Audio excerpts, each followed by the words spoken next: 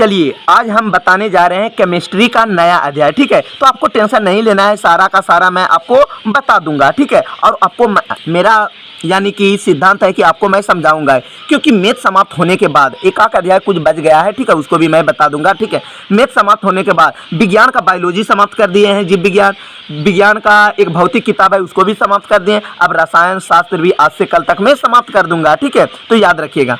तो ध्यान दीजिएगा, Fe2O3 2Al यानी कि फेरस ऑक्साइड और एल्यूमिनियम है, तो इससे किस प्रकार का अभिक्रिया बनता है? तो विस्थापन अभिक्रिया। विस्थापन अभिक्रिया में क्या होता है? ध्यान दीजिएगा, विस्थापन। तो विस्थापन अभिक्रिया में होता है अपना स्थान छोड़कर दूसरा का स्थान ग्रहण कर लेता है। जैसे O3 है तो उसके जगह K आ गया, यानी कि इसी पर ध्यान दीजिएगा।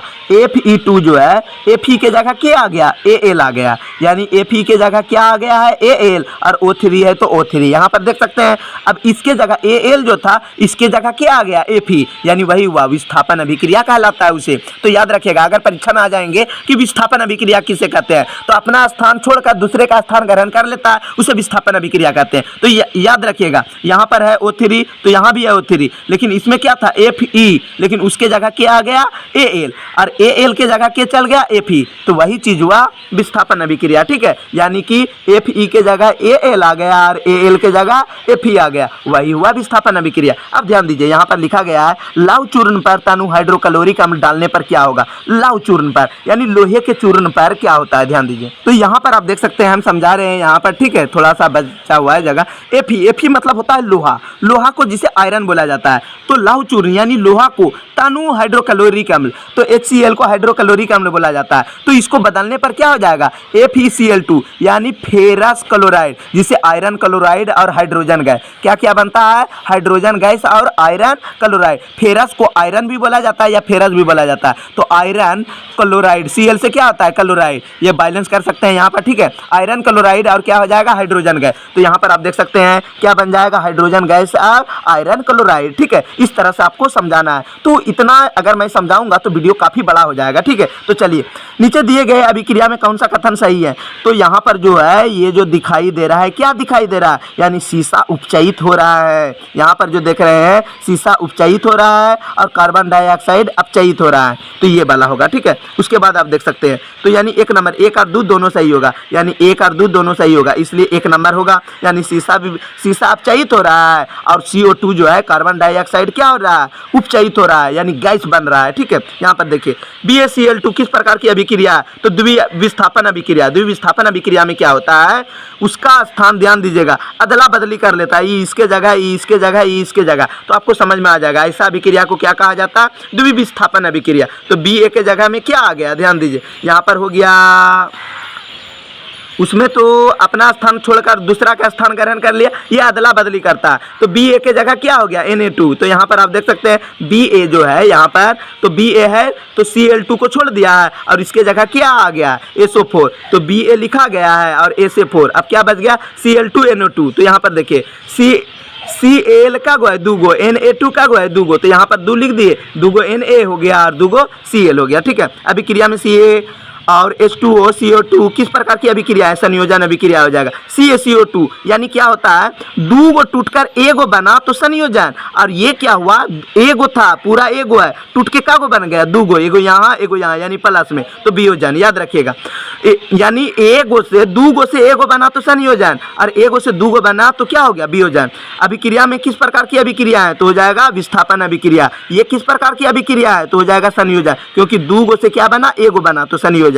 श्वसन कैसी अभिक्रिया है? तो उष्माक्षेपी अभिक्रिया। ठीक है, इसके बाद साग सब्जी का विकसित होना कैसा होगा? मतलब साग सब्जी का विकसित होना, कंपोस्ट बनना किस प्रकार की अभिक्रिया? उष्माक्षेपी, यानी गंध करेगा, उष्मा देगा। ठीक है, शरीर में भोजन का पचना उष्माक्षेपी, मतलब उष्मा छोड़ने लगता है, गर्म छोड़ने लगता है।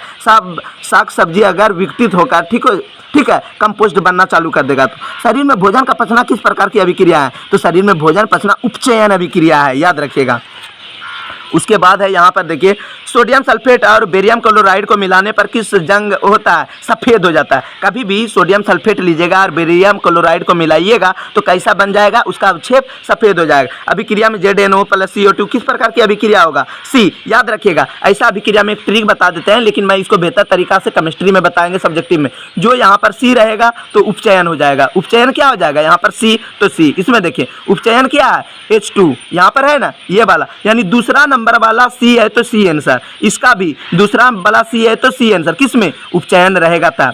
इसमें कौन सी अभिक्रिया नहीं होगी, तो ZnSO4 Cu नहीं होगी, ठीक है। इसके बाद देखिए कौन, ध्यान दीजिएगा, निम्न में कौन उपचायक है, H2A। दीवारों पर सफेदी करने के लिए किसका उपयोग किया जाता है, तो हो जाएगा CaOH का होल 2 यानी कैल्शियम हाइड्रोक्साइड। अब थोड़ा सा अंधकार हो रहा है, वीडियो कहीं रुक ना जाए, ध्यान दीजिएगा, मतलब अंधकार में वीडियो को रोकना पड़ जाएगा। निम्न में से कौन सा उत्पाद लेड नाइट्रोजन गर्म करने पर प्राप्त होता है, तो Na2 और O2, मतलब गर्म करने पर ये वाला लेड नाइट्रेट का निर्माण होगा। चिप्स की थैली, चिप्स आपको पता होगा, जो आप खाते हैं कुड़कुड़े, ये सब में बहुत बड़ा जो मिलता है कूड़े हुआ, टेढ़े मेढ़े हुआ पैकेट रहता है, तो आप लोगों को लगता होगा कि उसमें गैस भर देता है कि ज़्यादा लगेगा। नहीं, वैसा बात नहीं है। गैस इसलिए भरा जाता है, तो गैस इसलिए भरा जाता है ताकि गैस भरने से बहुत दिनों तक रखने के बावजूद भी खराब नहीं होगा, इसलिए भरा जाता है। ये मत सोचिएगा कि ज़्यादा लगने के लिए भर देता है, हवा भर देता है, नहीं। तो वह कौन सा गैस भरा जाता है, नाइट्रोजन गैस। काली चूना CO2 पर जब जल डाला जाता है तो कैसी अभिक्रिया होती है, ऊष्माक्षेपीय अभिक्रिया। जब मैग्नीशियम फीते को गर्म किया जाता है तो मैग्नीशियम ऑक्साइड बनता है। इसके बाद रासायनिक समीकरण को संतुलित करने को द्रव्यमान संरक्षण के नियम का प्रयोग किया जाता है। फोटोग्राफी में प्रकाश रासायनिक होता है। उपचयन को रोकने वाले पदार्थ को प्रति उपचायक कहते हैं। उपचयन में ऑक्सीजन का अनुपात क्या होता है, बढ़ जाता है, और अपचयन में ऑक्सीजन का अनुपात क्या होता है, घट जाता है। उपचयन में बढ़ जाता है और अपचयन में घट जाता है। शरीर में भोजन का पचना वियोजन अभिक्रिया है। उपचयन में हाइड्रोजन के अनुपात में क्या होता है, हमेशा वृद्धि होता है, यानी बढ़ते रहता है। उपचयन में हाइड्रोजन के अनुपात में क्या होता है, वृद्धि होता है। अगला दिन बताएंगे एसिड बेस एंड साल्ट, जिसे अम्ल क्षारक के नाम से जाना जाता है। ये चैप्टर बताएंगे, आपका विज्ञान भी समाप्त हो जाएगा, मैथ भी समाप्त हो जाएगा, ठीक है। लगभग सोशल साइंस भी लगभग समाप्त ही हो गया है, इसलिए चैनल को आप सब्सक्राइब कर दें, क्योंकि क्लास 10th का बोर्ड एग्जाम जो होगी आपको परेशानी नहीं होगी। इसके बाद जो होगी आपको सब्जेक्टिव एग्जाम, उसका भी तैयारी किया जाएगा। इसलिए ये चैनल को अगर आप सब्सक्राइब करने भूल चुके हैं तो आपको बहुत बड़ा घाटा हो सकता है और सर्च करते करते परेशानी में पड़ जाइएगा। अब आपका इच्छा, सब्सक्राइब करें या ना करें, हमें कोई मतलब